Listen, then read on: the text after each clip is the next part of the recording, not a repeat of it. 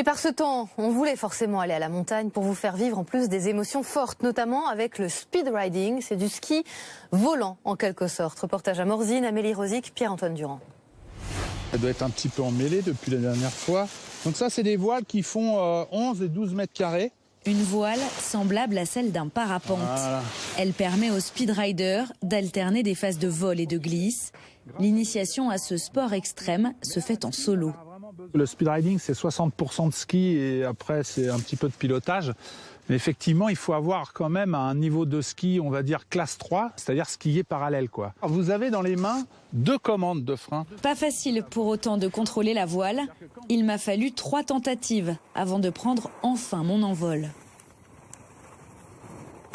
L'intérêt du speedriding, en fait, c'est d'exploiter la topographie d'un terrain en restant plaqué le plus possible, c'est-à-dire en glissant le plus possible. Très rapidement, on est à haute vitesse, on tangente le sol, et plus on tangente le sol, plus on a des obstacles sur les côtés, plus on a l'impression de vitesse, et plus c'est kiffant, comme on dira. Après 3 heures de pratique, je suis encore loin d'être une pro. Je décide donc de m'envoler différemment.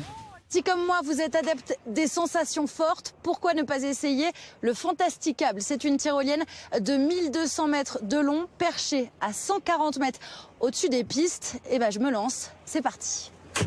Amélie, 60.